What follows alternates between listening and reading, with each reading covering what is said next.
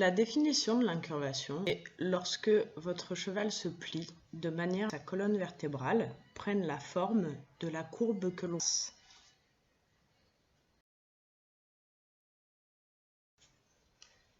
Pour les aides de l'incurvation, on va venir commencer par placer, comme vous le voyez ici, notre jambe intérieure à la sangle. Ensuite, on va venir tendre la rêne extérieure contre le garrot, comme vous allez le voir juste là quand le cheval nous. Et pour finir, on va venir écarter notre main vers l'intérieur pour orienter un petit peu le bout du nez de notre cheval vers l'intérieur du cercle. Ensuite, lorsqu'on va à l'incurvation au galop, on va intégrer le fonctionnement du bassin, fonctionner du coup vers l'avant et vers l'intérieur, et on va délier un peu plus les coudes de manière à ce que notre main accompagne le mouvement de la bouche de notre cheval.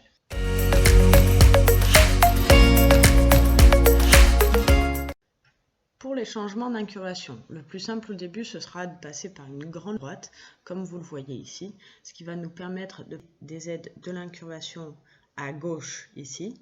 On remet symétrique avant de bien replacer les aides de l'incurvation pour avoir un cheval qui se rééquilibre. Une fois que cette étape en ligne droite est bien maîtrisée, de manière, on va pouvoir passer sur des changements d'incurvation beaucoup plus rapides. Quelques foulées droits, on remet symétrique, puis on change les aides de l'incurvation pliées du côté opposé.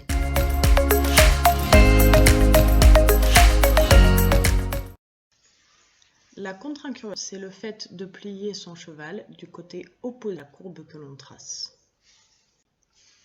Pour obtenir la contre-incurvation, au début, le plus facile sera de partir de l'incurvation ici à droite. Hop, on effectue un tracé pour pouvoir changer de main sans pour autant inverser nos aides, ce qui nous permet de venir la contre-incurvation. Pour les aides de la contre-incurvation, on va maintenir les aides de l'incurvation du côté opposé à là où on tourne.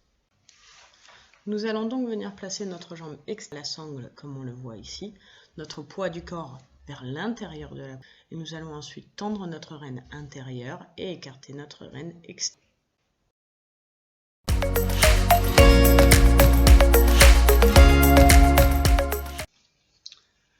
Pour juger de la qualité d'une incurvation, nous allons nous intéresser à plusieurs critères.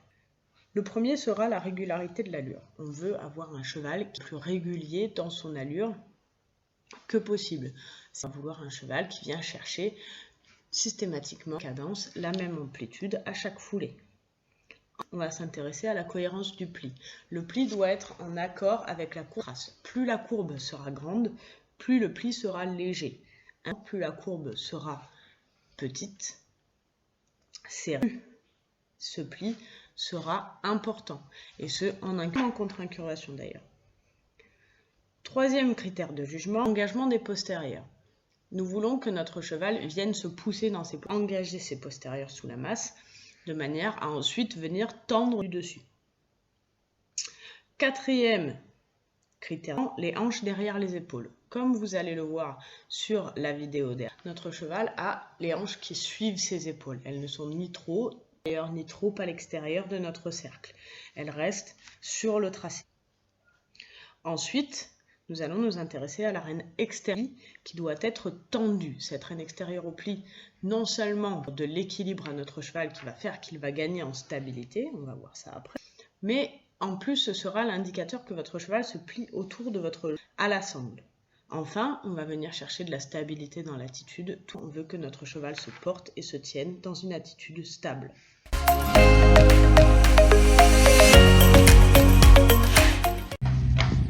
La contre-incurvation ne sert pas juste à étirer votre cheval, elle va nous servir par la suite à aborder le contre-galop. On va voir ça dans une vidéo ultérieure, vous pouvez le voir sur la vidéo qui est en train de dérouler maintenant. Donc, restez avec nous et à très bientôt.